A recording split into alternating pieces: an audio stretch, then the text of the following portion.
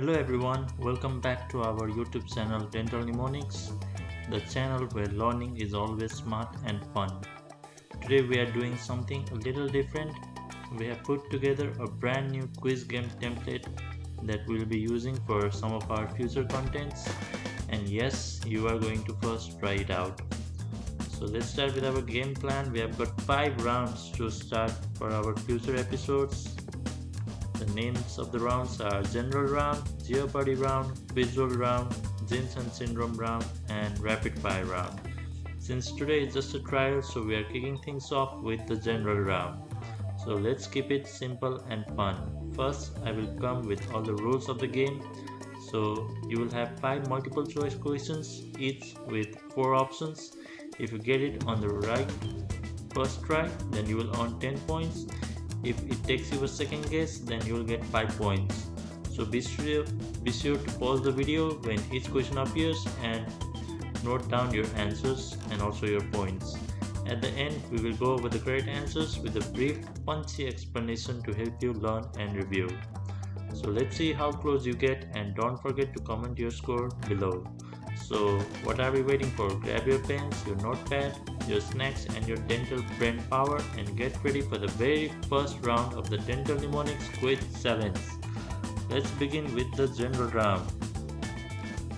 So the first question for the general round is, which of the following can be associated with loss of SDHB protein? Is it gastric adenocarcinoma, GIST or gastrointestinal stromal tumor, lung adenocarcinoma or neuroendocrine tumor? Be sure to pause your video. This question can be confusing because some of you might think it's neuroendocrine tumor. However, that's not the correct answer because the correct answer is GIST or gastrointestinal stromal tumor. Because the immunohistochemical loss of the SDHB protein is seen in a subset of different tumors like pheochromocytoma, paraganglioma, GIST, renal cell carcinoma, and rarely pituitary adenoma. So loss of SDHB can be due to a variety of genetic mechanisms, including mutation of any of the SDH subsets or due to hypermethylation of the SDHC, particularly associated with carnitride.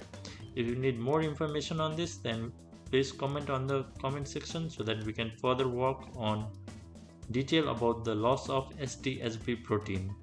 So make sure if you got the answer on the first try, if your first try was GIST, then you'll fetch 10 points. If you guessed any of the other 3 options and on the second try you got the correct answer, then you fetch 5 points. So do not lose your hope, and let's go with the second question.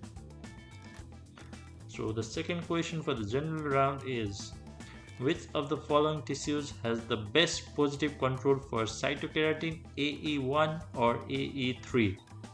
Be sure to pause the video to note your answer.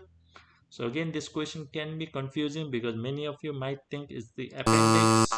However, the correct answer is liver. It is because the liver shows strong, distinct cytoplasmic immunoreactivity of all bile ductal epithelial cells, as well as least moderate cytoplasmic staining of the majority of the hepatocytes. So the hepatocytes, they show membrane accentuation, and low expressors such as hepatocytes is required to enable the detection of a slightly failing immunohistochemical staining reaction. This results in insufficient intensity in low expressors, as strong expressors such as most epithelia will still be present with an intense cytoplasmic staining. So if you got liver on the first try, you faced 10 points. Congratulations. Let's begin with our third question for the general round. So our third question is, what rearrangement has been described in MNTI or melanotic neuroectodermal tumor of infancy? Is it the EWSR1FL1, EWSR1, WT1, PAX3, FOXO1 or LRPLP1-C19MC? So this questions related to mutations can be confusing, so be sure to pause the video So if you guessed option 1, EWSR1 FL1, then it's incorrect because this is related to Ewing sarcoma, not MNTI. If you guessed EWSR1 WT1, then again unfortunately you are incorrect because this mutation belongs to desmoplastic small round cell tumor. And if you guessed it was the third one, which is the PAX3 FOXO1, then this rearrangement is seen in alveolar rhabdomyosarcoma, not MNTI. So the correct answer is RPLP1C19MC. And since this question is a little tough, so you can give a bonus plus 2 points if you got the answer only on the first try. So let's not lose our hope because we still have 2 more questions to go. So here comes our penultimate question for today.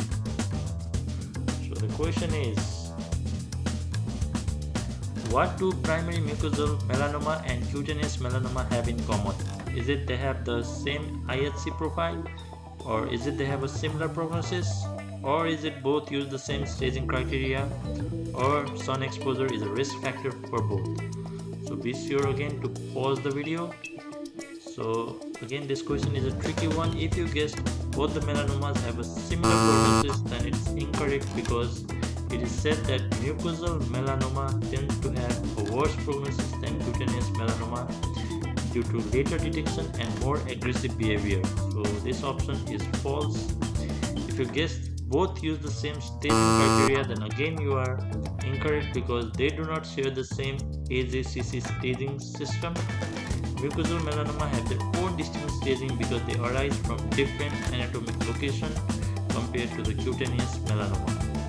And again, the fourth option can be confusing because melanomas, we think that both of them, the risk factor is sun exposure. However, while UV exposure is a major risk factor for cutaneous melanoma, it is not known risk factor for mucosal melanoma, which occurs in sun protected areas.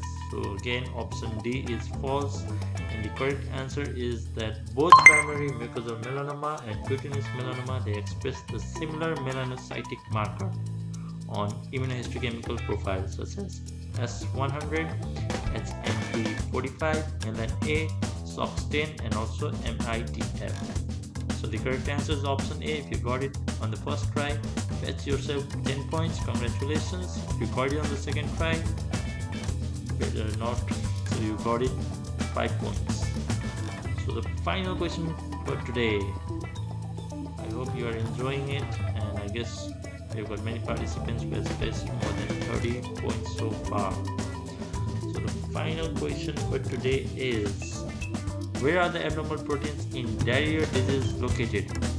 And again, if you can get the mutation on diarrhea disease, if you can note it right now before the options, then fetch yourself extra plus 2 bonus points.